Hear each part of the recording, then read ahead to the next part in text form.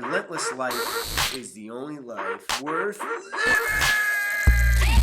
Hello, everybody, and welcome back to Relentless Life. I'm your host, Relentless Jake, and let's just get on into it today. Let's get it started. This is going to be a fun podcast. I'm excited that you guys are here. Thanks for listening, and before we even actually jump into it, as excited as I am to talk about some of my stories and some good things that I want to share with you guys, let me get some more housekeeping out of the way. I'm always going to be true to you guys. I'm always going to be sincere about what I say and what I do. So one of the things I want to talk about is my last podcast. So I made a comment about Beetlejuice, and I compared the infamous Beetlejuice to our good mayor of Chicago. You know, in hindsight's 2020, it's always easy to be the Monday morning quarterback, so to speak, and have all the answers. But nevertheless, I said what I said, and when you say things, there's repercussions of, things that you say. So I want to reflect on that for a second, and I hope you guys indulge me as I, explain my position on, how inappropriate it was, of what I said. And some people who, if you haven't actually heard the last podcast, I compared Beetlejuice, like I said, to, the mayor of Chicago. Now, it's not like me. I don't know what it was. I actually know better. I hold this position near and dear to my heart. And, in my defense, and I know I probably don't have one, in my defense, it was about 2 a.m. when I made that podcast. It was late, and the travel was late, and I know it sounds like I'm making excuses. And granted, those of you who have followed me have known I have been dedicated for years to Beetlejuice and Halloween. So I want to take this time to apologize to Beetlejuice.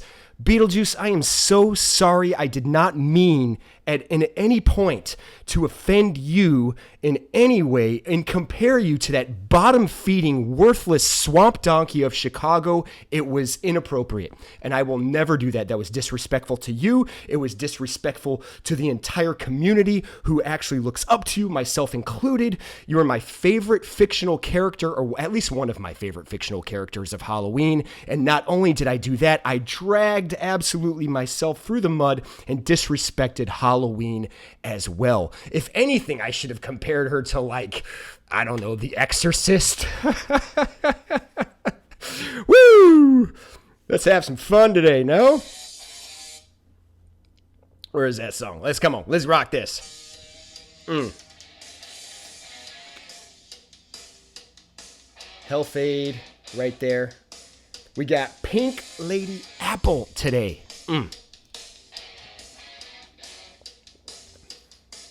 Oh yeah, that's good. That's good, my friends. This is gonna be a good podcast. No? Good podcast. Beetlejuice, you're the man.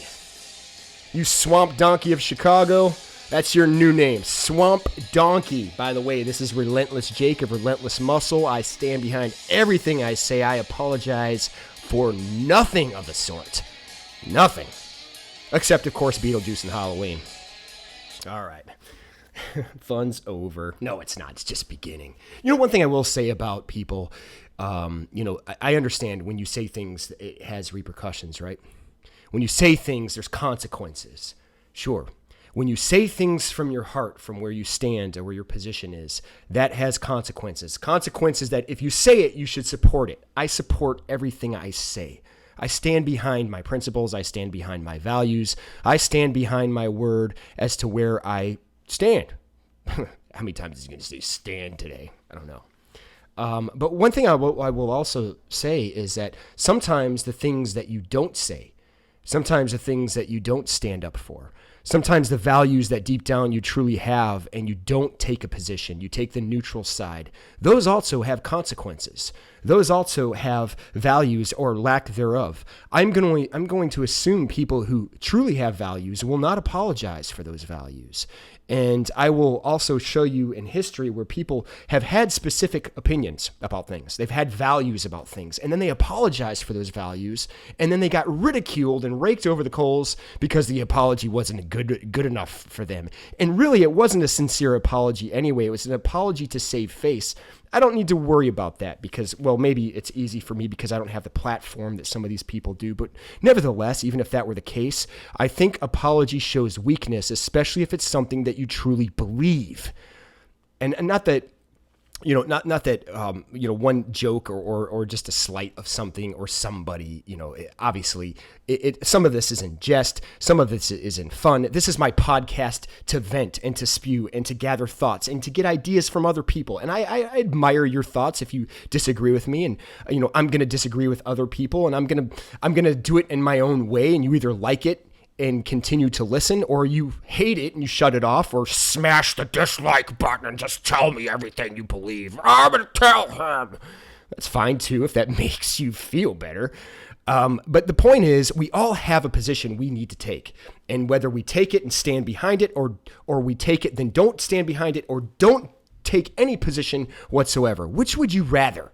I'd rather know the person who took a stand and stood behind it, actually supported their position of whatever it was. I'm always reminded, recently, people have made statements and then suddenly they get the backlash of the scary and infamous slumber party posse. Oh, the scary slumber party posse, the people with sticks and stones, like they're going to actually be threatening in any way. You're afraid to go out of your apartments in your basement, but you're going to strongly take a stand online. Ooh, are you tough? I'm going to show him. I'm going to just write everything down. Not sure what I said just now, but that's the point, is that I will never cower to cowards. And I will never cower to a society. I won't cower to the big machine upstairs, wherever that is in this country and society. I refuse. I won't do it. That's life. And, that's where we're at. So, Beetlejuice, I'm sorry. It's Halloween. I'll never insult you again. And I stand behind my podcast of last week. One of the people I was talking about was, I don't know, was it 4 months ago, Drew Brees made a statement. Somebody asked him, and they asked his opinion, and he had an opinion about he didn't believe that anybody should ever disrespect the flag in any way. You can protest. His position was that, the flag has a different meaning for this country, and you should respect it because you're trampling other people's feelings, and you're trampling other people's values based on the way you're protesting. It always interests me on how one side can trample everybody else's side's morals, their religion, their values, and it's okay. But the moment somebody else says, hey, this also offends the opposite side, oh my goodness, you don't have any compassion for that. That's going to be my new voice today because I just can't seem to replicate stupid these days. So that's going to be my new stupid voice, at least for this podcast. And I respected that by Drew Brees. The unfortunate thing with Drew Brees is that he eventually cowered to cowards, and he apologized for those statements, which I absolutely was abhorred by because he meant what he said. He said what he meant, and he should have stood behind it. And then, of course, you have all these virtue signaling people, all these people who supposedly have all the values and morals, and they shame and they do whatever it is they do to make people feel bad or guilty. Good luck with doing that to me, because I don't feel bad or guilty about anything except the fact that I did insult Beetlejuice. Man, I'm better than that. I'm better than that. Beetlejuice, if there's any way I can ever make it up to you, I'll watch it over and over and over again to make this right. Otherwise, no apologies needed. And Beetlejuice would have just said, showtime, let's get it on. And so when people like Drew Brees and others have apologized for actually expressing their beliefs and their opinions, that's weakness. And I won't be doing that. That's the bottom line. Okay, I got all that out of the way, so let me talk about something that's near and dear to me, and hopefully you guys can kind of relate to some of that, because it is something that, I think it speaks volumes to where you may or may not be, and possibly a position that many people want to take but are afraid to. And I think a lot of times people are afraid to take the dive and doing things of what they're afraid of. I'm afraid of doing this, therefore I'm afraid to try it. So I stay away from it. We usually stay away from things that we're afraid of as opposed to going through. At the moment something's uncomfortable or painful, we are in a society that just, we're done. We're done. We don't want to deal with it anymore. And to me, that's unacceptable.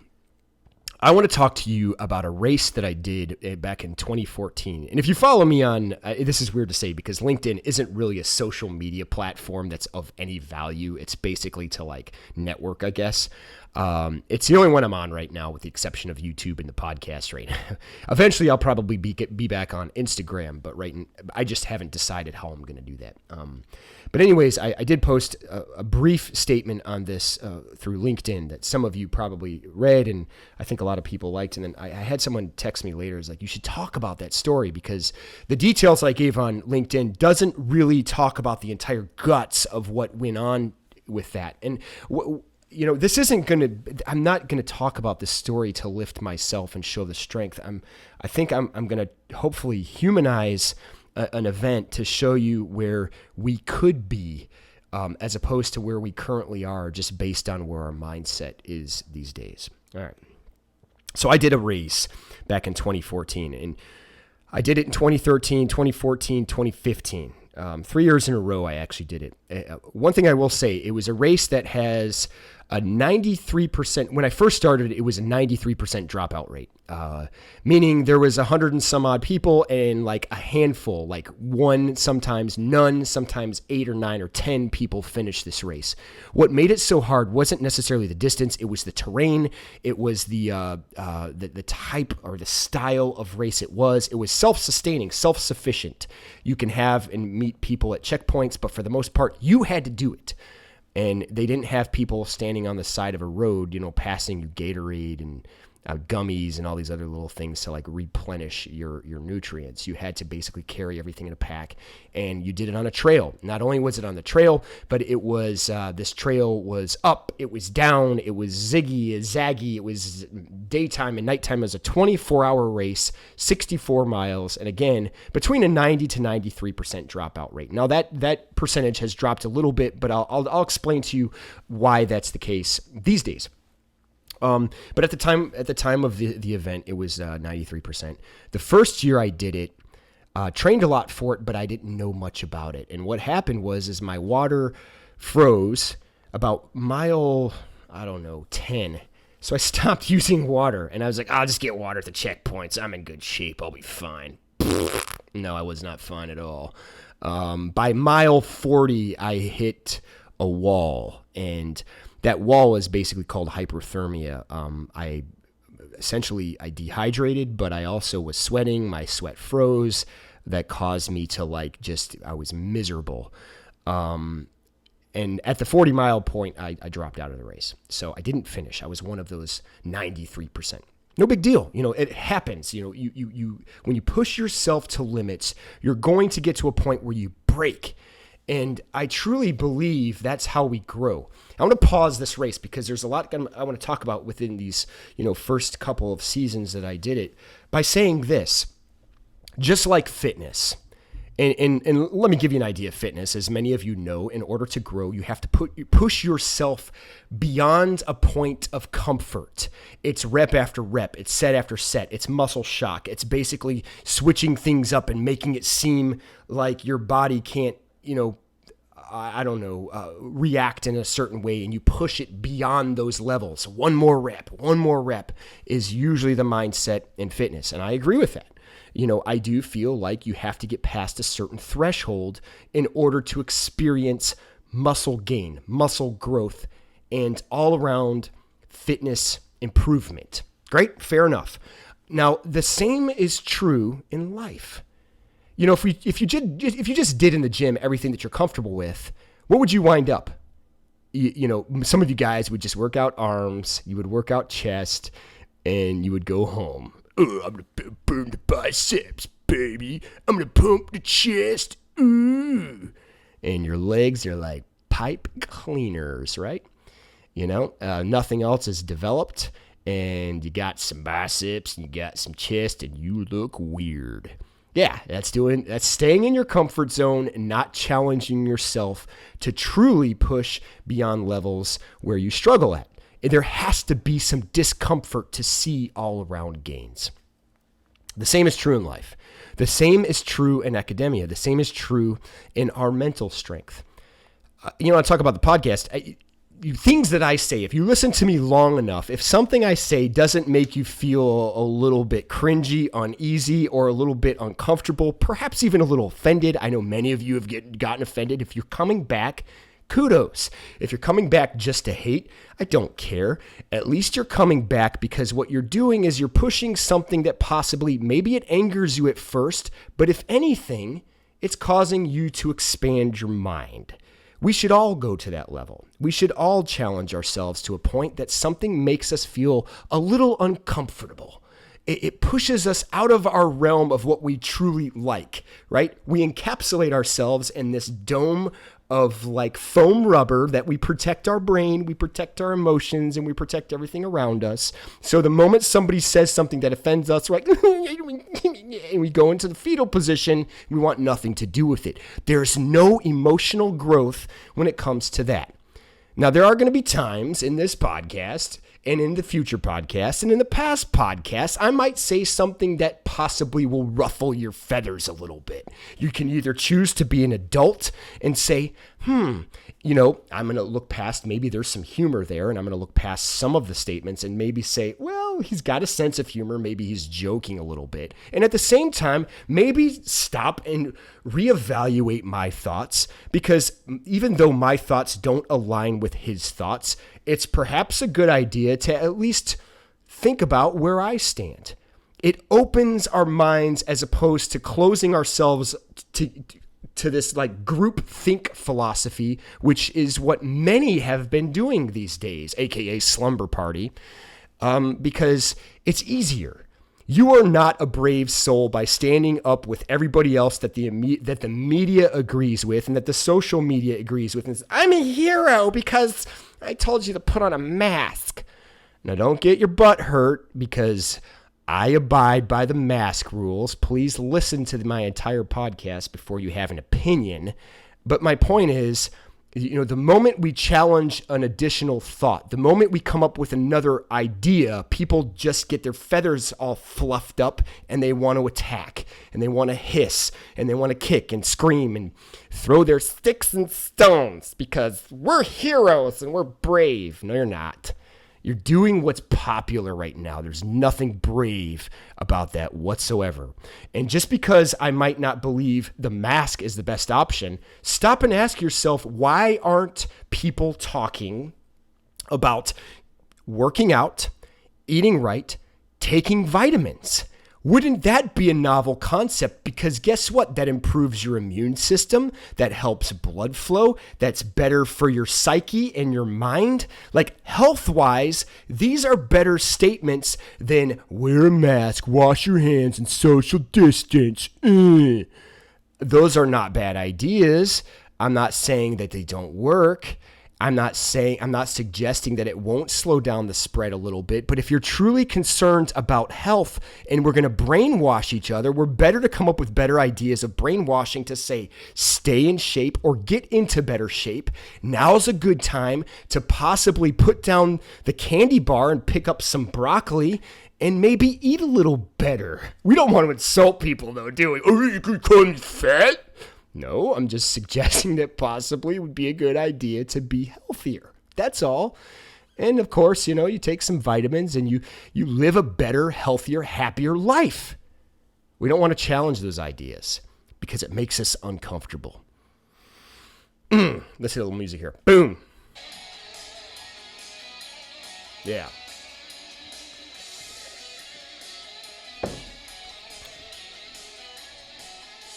I know I talked about this. Pink Lady Apple. I mean, that's some good stuff. All right. So let me go back to the race now, because the race is kind of physical, but it also talks about mental and the mental things, to be able to inspire and push and go beyond the means of comfort. What scares us? What scares us shouldn't repel us. It should draw us towards that. Oh, I'm afraid of that. Well, then I must research it. Oh, that scares me. That intimidates me. That offends me. Well, then perhaps I should explore it. Where is it coming from? Before I attack something and kill something, let me figure out where the fear is coming from and learn more about it. We're afraid of animals. We're afraid of sharks. We're afraid of pit bulls. Our first reaction is to put it down, to kill it. Why? Because we're afraid of it. We don't know much about it. People are afraid of spiders. Spiders are great for this world because they get rid of all the worthless mosquitoes. But they look scary. There's 8 legs. They're crawling all over me. They're actually amazing insects if you look at it. Arachnids, they're not insects. Come on, Jake.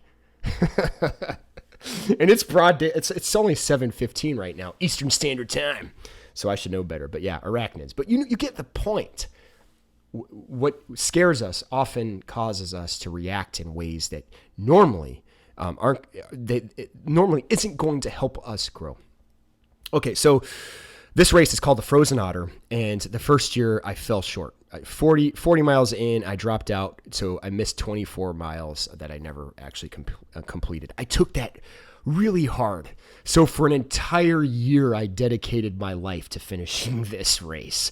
I was determined that it was a rookie mistake. I knew better, that, physically I had the ability to finish. And, the more I've learned about it, I will say, absolutely, physically, I did have the ability to finish that race because I actually, to kind of like, here's a spoiler alert, but I did the race 2 years in a row afterwards, and I actually finished. But I wasn't as in good of shape the very third year of it. So I'll go on to explain that. But year one was the biggest learning experience because it hurt. I didn't make it. I failed at it. So I trained day in and day out. I was, when I was getting closer to the Otter race itself, which is in the middle of January in Kettle Moraine, Wisconsin, at a very peak time of their winter wonderland of extreme adventures. That usually often have a series of unfortunate events on this trail, and a series of unfortunate events did occur in the second race that I did, and I will talk about that. But the training on up to that, led to this point because I was preparing for all sorts of weather. And usually in January, you're getting cold, you're getting snow, you're getting ice, you're getting all these things coupled with a 24-hour period where you tend to hallucinate sometimes. Your mind can possibly go. Some things can break. You can roll your ankle, you can hurt this or hurt that or pull this or pull that. And you have to block all of that out and find a way to get across that finish line, which most people aren't able to do. All right, it was year 2, and I was definitely in better shape. I definitely trained harder the second year. I definitely prepared for a lot of the weather events that were going to occur. I knew it was going to be cold. I had a feeling it would snow, and I prepared for sub-zero temperatures. And lo and behold, in the beginning of the race, when it first started, guess what the temperature was? Minus 20? No. 39 degrees. 39 degrees, and there was no snow on the trails. It was weird, and it was hot. I was used to training in a very cold weather. I was used to training in the snow. The snow had melted. There was a weird, weather shift for a couple of days that melted a lot of the snow, and it made it sort of muddy and slick. So the first half of the race was interesting, and I was cruising along. The first 32 miles, by the way, were a breeze. I was going to crush this. I was already, I think, a lot of the way this race used to run is that you would run 32 miles, and then you had the major checkpoint where you were allowed to go in your car, you can regroup, you can replenish your pack, and you can prepare for the next 32 miles. It's kind of a safety thing, but at the same time, it was a mental block they did on purpose to psychologically get people to quit. Where, suddenly you were going 32 miles and now you sit down in this warm car and you're like, that's nice. The blanket around me is all warm and cozy. I think I'm going to take a nap. And then before you know it, you slept for 8 hours and you're out of the race. It was brilliant. I mean, when they ran the race that way, it did, however, change down the road. But when they ran it this way, this race was a lot more difficult. And they still did it this year.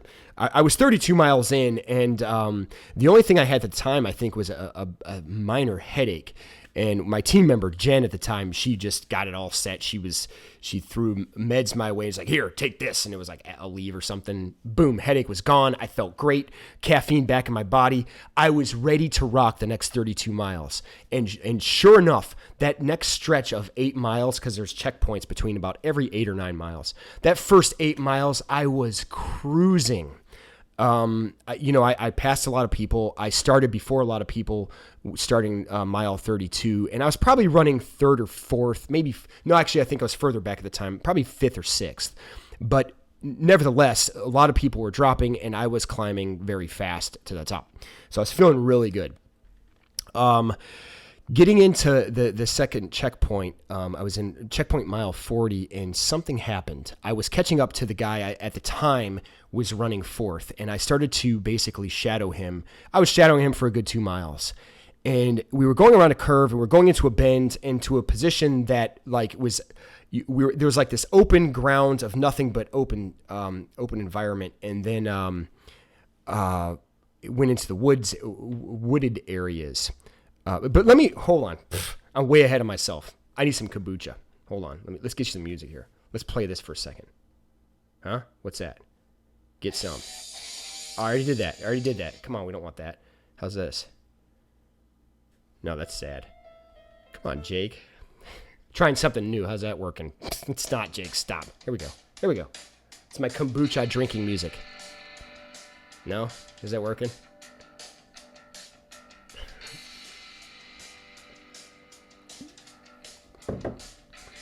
Okay.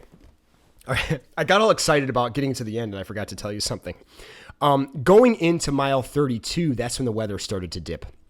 We noticed when I was getting to the car, and I passed the 32-mile marker, and I was getting in the truck, telling Jen about my headache, and we were kind of just chilling. I was like, I'm going to stay here for about 15, 20 minutes, and I'm going to get out of here.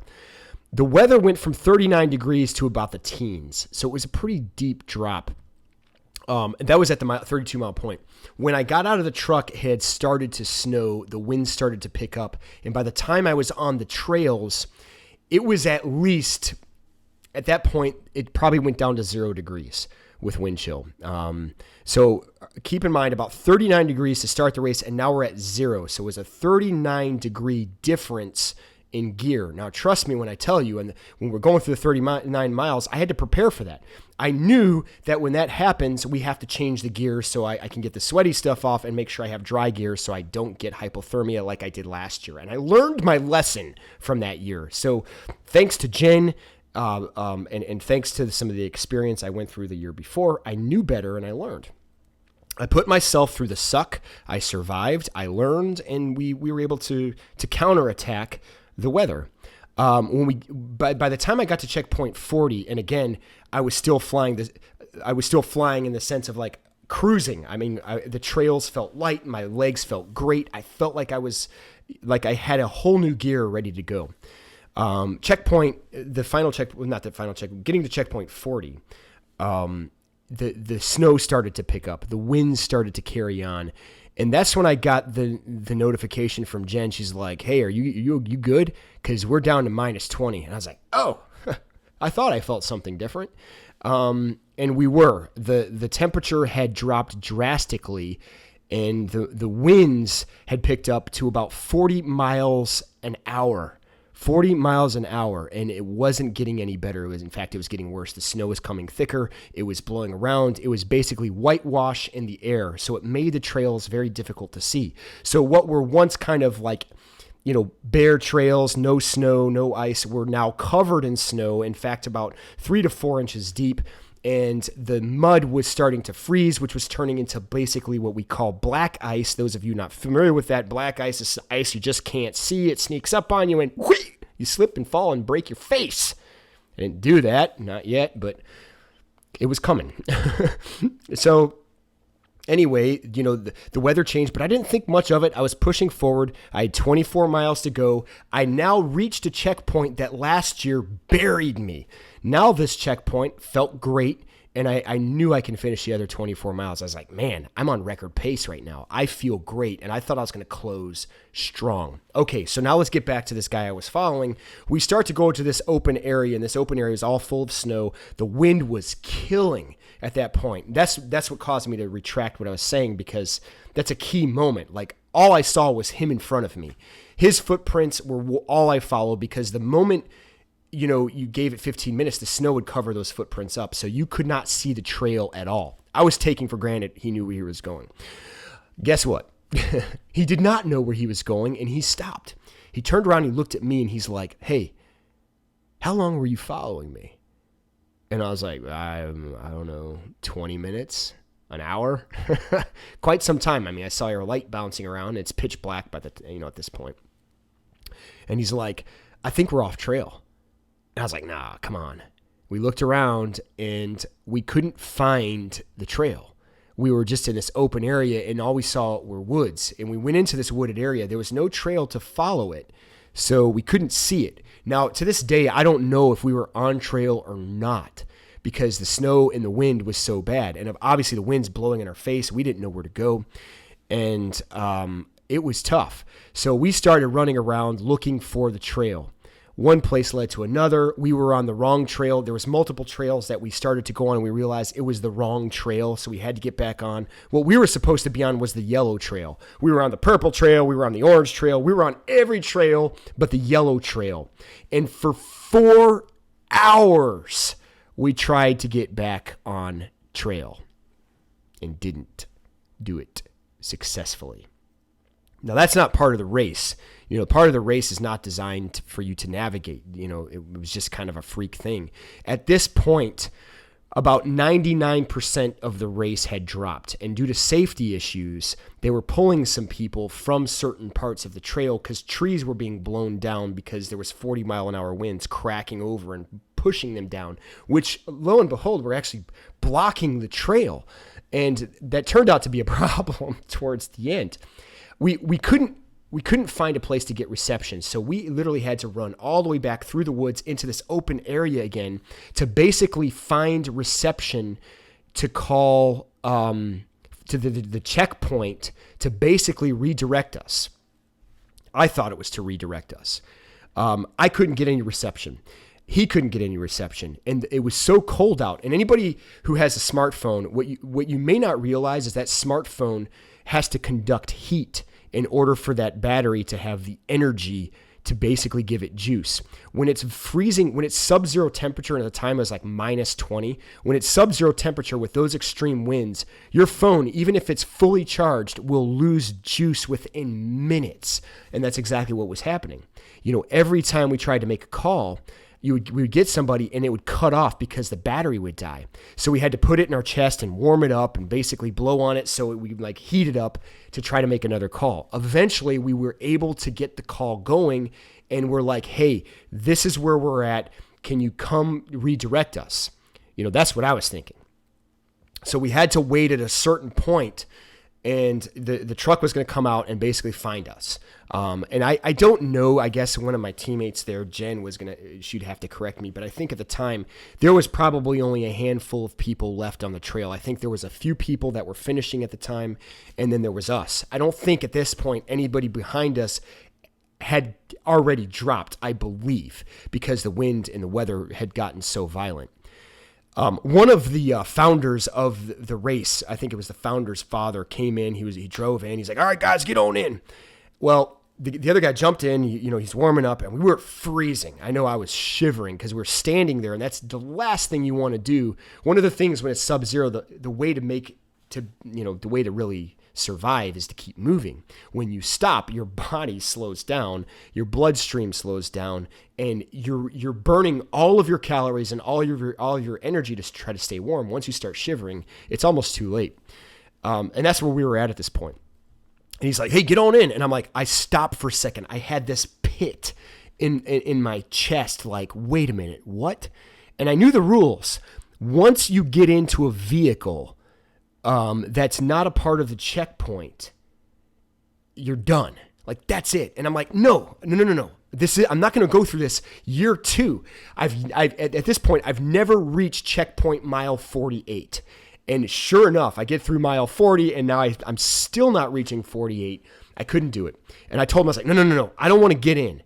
Just redirect me on where the trail is at. He's like, whoa. You're fine. You get in. You could do this next year. I was like, no, I can't do this next year. This is the only year I have. At the time I didn't know. I mean, we don't know if we have next year. This is my moment. This is my moment to finish the race that I've trained all year for. I'm not going to kick it in right now. I'm not going to throw in the towel and give in. To me, that's not worth it. Oh, I did my best. No, I had more to give. And finally, he's like, he couldn't believe it, but he's like, well, I got to tell you, it's that way, but you got about 5 hours to finish this race, and I don't think you're going to make it. All right, let's pause there.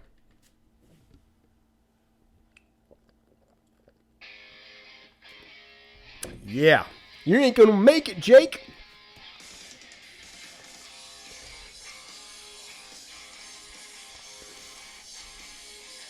All right, that's fun. Okay. Don't do the music, Jake. It sucks. I don't know. I'm trying something new. It's breaking up so you don't have to just listen to me drink kombucha the whole time. Wow, I really like this pink Lady Apple, though. Something tells me that I've had it before. I don't know. It's really good. So he did redirect me back on the trail, and lo and behold, he just followed me. So he drove his truck, and I was running behind, and he pointed to where the trail was at. And believe it or not, it wasn't far. I just wasn't, we got so thrown off, and there was basically no trail at this point because the snow had covered it. We probably had about 6 to 8 inches at this point, and it was piling up. Still snowing, still very windy, still very cold. But I saw the trail, and I dug deep, and I went after it. And I started going. And, to finish mile 48 was still a struggle. You would think, okay, he got back on track. He's good to go. All right, I'm about 5 hours I have about 5 hours to go on the trail. And basically on my pace, and I said this in LinkedIn, and this is actually very true. The pace that I currently had, I was going to be about a half hour late. And one of the things is you have 24 hours to finish these 64 miles on this trail. Normally in a running race, that's easy, but this is a different type of trek. Everything's up and down, and it's not something you can run the whole thing. There's some climbing to it, leg climbing, but still, nevertheless, you're climbing and sliding down ice. So I knew I had to really change my pace and start to book it and pick it up if I was gonna make it. Well, guess what? I got lost again. It wasn't very long, but the second time, now I'm by myself, and I'm looking around, and all I'm seeing was trees. My light is on, it's blaring, there's nobody around, the wind is kicking, the snow is all over my face. All I saw was white dust, nothing in front of me, and that was it. I called up Jen, who was my teammate at the time, and I was like, I lost it. Lost my mind for a brief moment and just vented, screaming, when I'm not going to finish again, blah, blah, blah, blah, mama. I think I shared this part of the story with some of you, but I think it's more, the story is more pertinent these days than probably when I shared it before. Because this particular moment was that humanizing factor I was kind of telling you about. This was that moment where I kind of just sat down. Like, I was done. I literally sat down for the first time up against a tree, and I was like, that's it. It's over. And I don't know if I want to move anymore. I thought it was over, and I'm like, I'm going to see if I can survive through the night. I really didn't think I was going to walk another step. And I wasn't exhausted. I was mentally So I wasn't physically exhausted. Let me reiterate that. I was mentally broken, beaten, defeated. Anything you can imagine being flat on your face and completely down in the world of sludge, I was there. It was over. All that hard work, all that effort, everything I did, down the toilet. And she called me back because I hung up on her when I was screaming. I was like, it's over. I quit. I'm done. I can't do this anymore. She called me back and she's like, do me a favor. Shut off your light.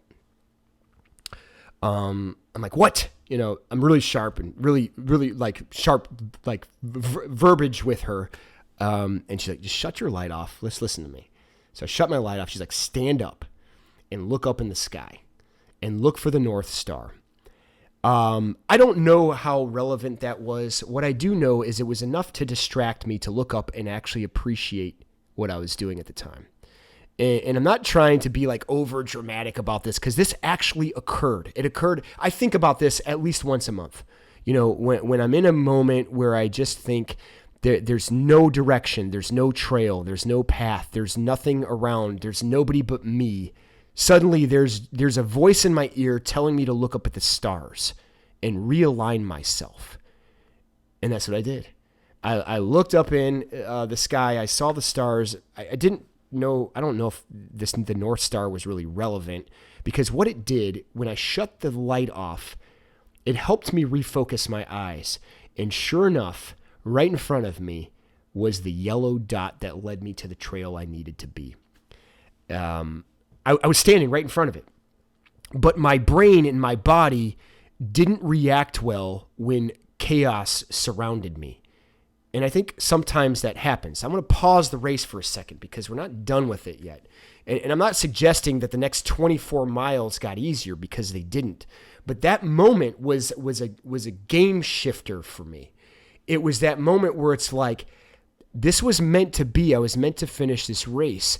I trained for it. I was prepared for it. I had the right teammate. I had somebody who knew me and somebody I could trust and fall back on. And sure enough, redirected right back on the yellow trail and right back into a position where I felt like I could still finish, even though I was probably 30 minutes off pace to actually finish within 24 hours. Before I talk about the last 24 miles, it's definitely true to me about the people who have lived life. People who have actually pushed themselves physically and mentally truly know what life is. And then let me tell you something. If you haven't pushed yourself so hard physically to the point where you were at mental breakdown, I would suggest to you, you haven't lived yet. You haven't truly felt setback yet. And I think that's one of the reasons why I hold exception, absolute, strong, almost religious-like exception to people who have opinions about my life and about where I should be and how I should decide things and how I should react. And it comes from a gallery of people who have barely done anything in life. It's not a meaning to knock anybody in their accomplishments, and I'm not suggesting if you have to do this type of race to truly define yourself. But what have these people done to truly invest in life other than tear others down? And if you're that person where your purpose is to do nothing but challenge people and to browbeat and to preach and to sit on your high ivory tower and be this virtue signaling coward, my question to you is, when you look in the mirror, what have you truly invested in yourself to have the audacity, the downright temerity to look at somebody else and say, you need to do it this way because this is the way that's right? How do you know what way is right and wrong if you haven't invested enough in your time and your physical ability and your mental strength to see whether or not you have what it takes to make it through hard circumstances in life? And I want to say that because COVID really isn't that bad. That's what I want to basically point out. That if we think this is the biggest catastrophe that we've had in our society during our generation and generations before, when we compare it to the history of the world, and then we look at something like COVID and we think, we're through such hard times. Oh, I feel for all the heroes during all these hard times. All right, we're coming from a world, if I'm talking about the people in the States, when we social distance and we quarantine ourselves, basically it's saying we're going into our houses, we're enjoying the internet, we're watching Netflix, and we're enjoying our rich life. It's not that hard. All right, let's pull up our big boy pants and big girl pants and strap on and basically lock and load and get ready for real things in life. That's definitely a soapbox, but it's a soapbox that some people need to take out and actually wash themselves and wash all that sludge off their body and those worthless opinions I'm tired of. What have you done for yourself? What's interesting is the people that want to tear down usually haven't invested in anything.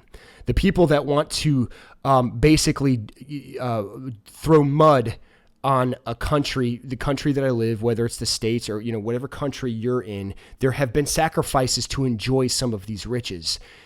People who have just been born into it and have appreciated nothing but riches don't have anything that they've done to invest in any time and effort and see any breakdown to appreciate the things that they actually have.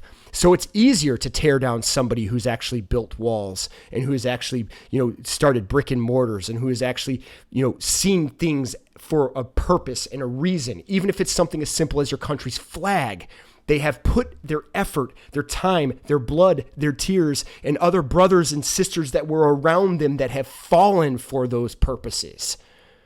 When you invest in something, it's a lot harder to surrender. And I heard a quote a long time ago, and I've always lived by it. The harder you work at something, the harder it is to surrender. These are coming from the peanut gallery, the people who want to cancel. They want to cancel because they're probably threatened by hard work. They're probably threatened by somebody who's passionate about their values. They're passionate about where they stand. They're passionate about where they come from. They're passionate about their culture. They're passionate about their country or their flag. And you know what? That passion's not going to be killed by somebody who has passion in nothing but tearing other people down. I will never at any point remotely even consider apologizing for standing against that. I don't care if it tears my company down. One thing I will say, that Relentless stands for something bigger than just money. Relentless stands for purpose. Relentless stands for hard work. Relentless stands for something long before money was even made in this company. Relentless stands for this point of 24 miles that was in front of you where you weren't supposed to finish, but somehow found a way to figure it out and you got back on path and you finished. That's Relentless. That's my company. I apologize for none of that, meaning I will not apologize for the position I take on anything ever remotely, whether you agree with me or not. I at least want to instill some sort of thought in people, and if you don't want that thought, that means you're probably afraid to grow, and if you're afraid to grow, you're not relentless anyway. So go watch some Justin Bieber videos, do a few jumping jacks, sit on the couch and play video games the rest of your life, because that's basically where you're going to go.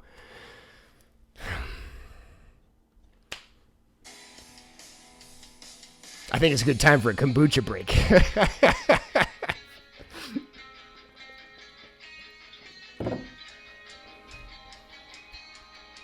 I had 24 miles left. I just reached checkpoint 48.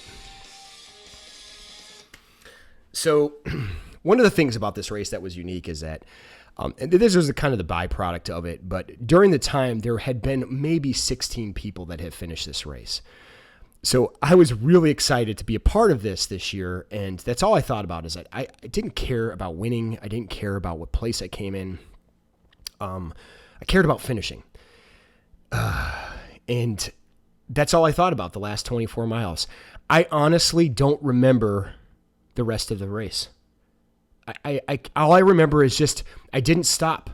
I didn't drink water. Occasionally, I guess I did. Occasionally, I had a tube that I was sipping out of, and we found a way to keep it warm. And I also had a water in my chest that also kept the water from freezing. So we learned from our mistakes. But I don't remember much else. I never stopped. When I do remember going down some of the hills and some of the steep cliff areas that I slipped and fell. I had some scrapes. I rolled my ankle a few times. I had blisters, but none of that was enough. And you know why it wasn't enough? Because the training I did before the race was harder. Let me rephrase that. Or actually, let me just say it again. I trained harder the whole year and put myself through more than that race ever gave me. As hard as that race was, and it was pretty tough. I mean, when I actually got out of that race, my throat was chapped. I had some issues with my ankles. I was beaten and broken, but I wasn't beaten and broken like I was during some of the training races I put myself through. And I'll give you a case scenario. So, the last 2 months coming up to the race, I started this new warrior training, I called it. And the warrior training was focused on brutalism. And actually the training, I have it to this day. The training was literally titled Brutalism Training. And with brutalism training, it was basically you have no safety nets. I was going to train until absolute breakdown where I had no choice but to finish these particular stretches that I did. Here's case in point. So I lived downtown at the time, and I was about 16 miles from the lake where I was living downtown. And I say downtown, it was just outside. It was on the west side of the city. So I got a pack, and in that pack was about there was some weights. I had a weight vest, and I had chainmail on. So I had a total of about 78 to 80 pounds strapped to me. Now, mind you, in the race, you don't even have a fraction of that. All the light gear is on when you're doing the race. Even though you have a pack of all survival gear, everything I got was lightweight, including my trekking poles, of course.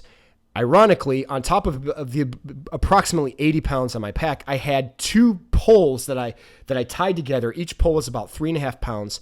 I had 2 poles in each hand, so I had about 7 pounds that replicated trekking poles. Now, I didn't use them to hit the ground and use them as trekking. I basically just held these long poles and I ran with them. My goal was to run all the way to the end. Anybody who's familiar with the city, it goes all the way out to the planetarium. So it was basically 16 miles from my apartment to the planetarium, all the way at the end, right where the sidewalk part ends.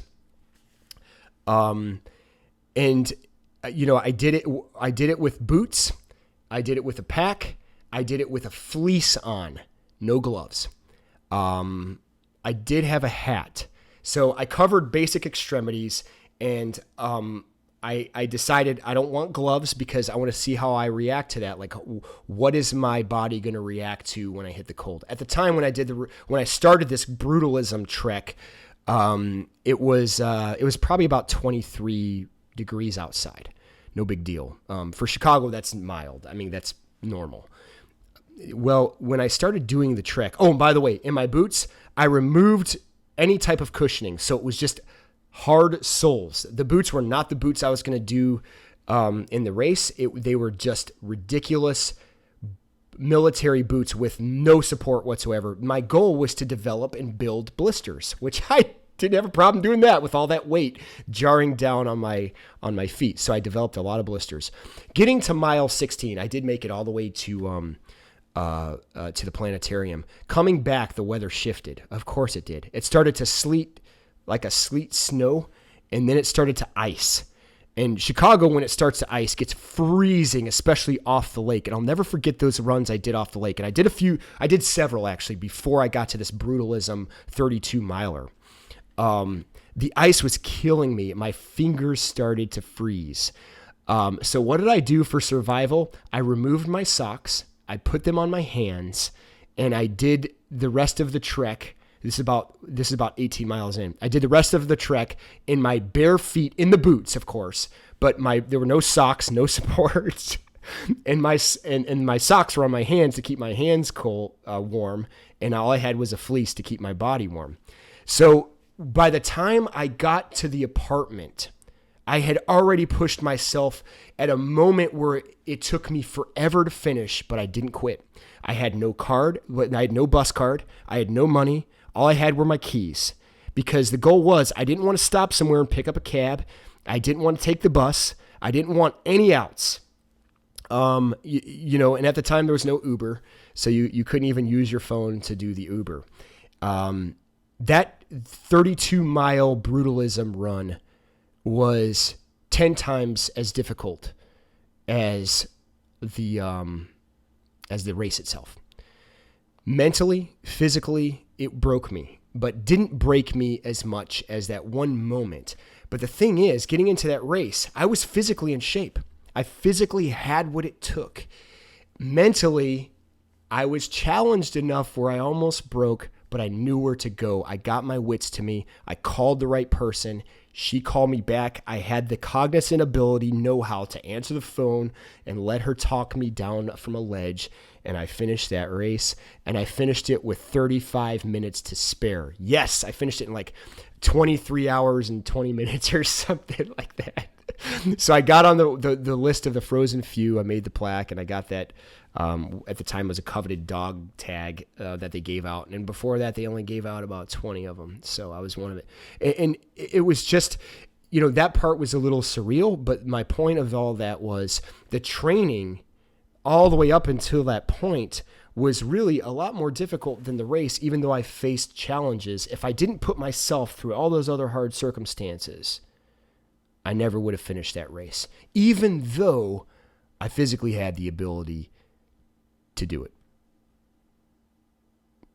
So that's kind of where that's going to end today is, we're going to face things in life that are mentally challenging. We'll break if we haven't been through things in life. This is one story of many. I guess one of the motto of this race was for the love of misery. I've always lived that. I almost tattooed that on my arm one day, and I changed my mind, but I'm still a tattoo virgin. Someday maybe I will. The love of misery. There's something to be said about somebody who can go through misery and find the gold nuggets. Go through misery and find the elation. Go through misery and find the humor. Go through misery and find all the wonderful things that have existed within the midst of sludge. Because I think if you look close enough, any bad point around you, there's always something better. You just have to probably turn off all your safety nets. Stop for a second. Listen to the people that you trust that have been with you during thick, during thin, during times of breakdown, that know you well and know the definition of you well. And they value you as much as you value you. And if you don't value you that much, you need to invest more in yourself. But these are the people that will talk you into all that to keep you from quitting. And you shut off all those safety nets. Pause. Take a breath. Look up into the stars and realign where you're going. And that's what makes it so worthwhile. All the training, all the times where you didn't think you were going to make it and you did, the investment that you put into something, you're less likely to surrender. If you're that person, even if you're a part of the slumber party, think about it for a second. If you made it this far in my video, maybe something dragged you closer to say, well, if I was being honest with myself, I have been laying around a lot. I look at a lot of internet, I listen to a lot of news, and I get mad at everybody. Well, maybe instead of doing that, maybe you should stop and say, what have I done to help people for a change? What have I done to help myself? What have I done to challenge me? Challenge my fears, and redefine the definition of your before and your after. What are you working within the dash? That dash, what is that? What is a dash? That's that line, right? That's that line on your tombstone that when you're born and when you're dead, that dash is your definition. That's who you are. Are you going to sell out to corporate America and just do whatever they tell you? Are you going to sell out to all the pressures of society? Are you going to be that sellout to people who say, well, this is the way you should start thinking these days? Or are you going to have principle Are you going to have purpose? Are you going to have some sort of moral compass of your own being to say, this is where I'm at, and I don't apologize for it. My dash stands solid. And the more you invest in that dash, the harder it's going to be for you to surrender your purpose. Guys, thanks for watching. Thanks for listening. If you're listening to this podcast, always remember, eat healthy, train hard, most especially have fun. I'm Relentless Jake, and I'll see your beautiful faces next time. I'm out.